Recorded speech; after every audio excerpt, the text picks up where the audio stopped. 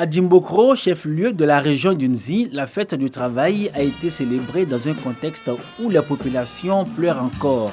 La fermeture de la seule unité industrielle, l'UTEXI, jadis fierté régionale. Pour les travailleurs des autres secteurs d'activité défilant de ce jour de revendications et de doléances, le cri de cœur a porté sur le respect par leurs employeurs de la législation du travail et de la convention collective.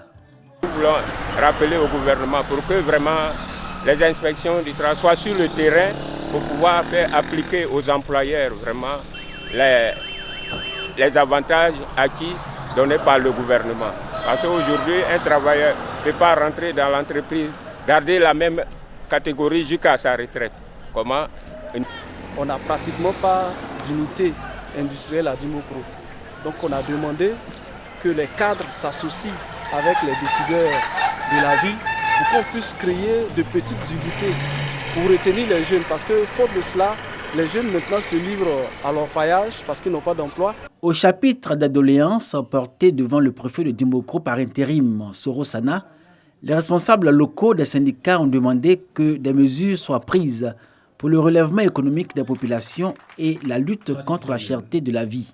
Pour autant, la centrale Humanisme appelle les populations autant que les travailleurs à entretenir l'optimisme des lendemains qui chantent avec le plan social du gouvernement en cours d'exécution dans tous les domaines du développement. Dans cette perspective, le préfet par intérim invite les travailleurs à faire confiance au président de la République.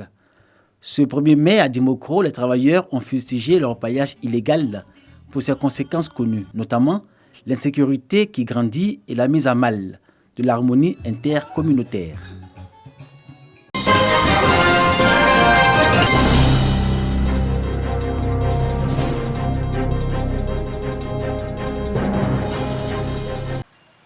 C'est la ville de Kandakono qui a été choisie par le préfet du département de Tengrela pour accueillir cette année la célébration tournante de la fête du travail.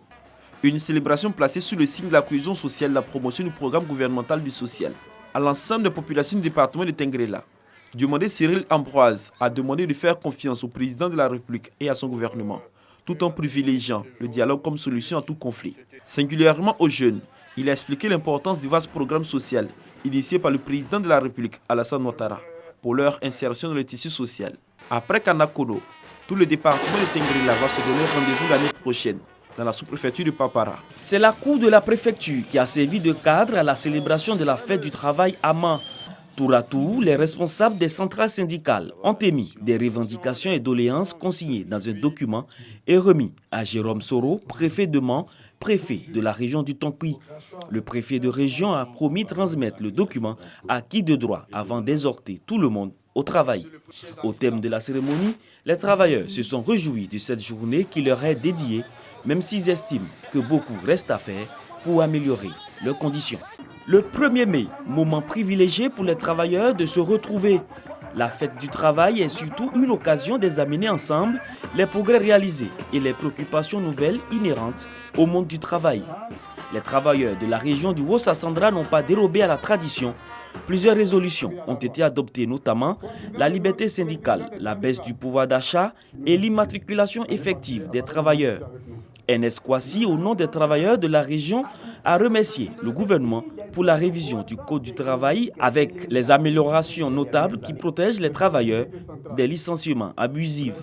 La secrétaire générale de préfecture, Sanogo Karidja Dao, à qui a été remis le cahier de doléances, a saisi l'occasion pour interpeller les travailleurs du Haut-Sassandra à faire preuve de civisme et de patriotisme en évitant les grèves intempestives. À Bandoukou, la fête du travail a commencé par le traditionnel défilé des formations syndicales et autres organisations professionnelles. Les responsables des centrales syndicales ont présenté leurs doléances dont le but est d'améliorer les conditions de vie des travailleurs de Bandoukou. Il s'agit notamment du paiement du stock des arriérés. Ils ont souhaité également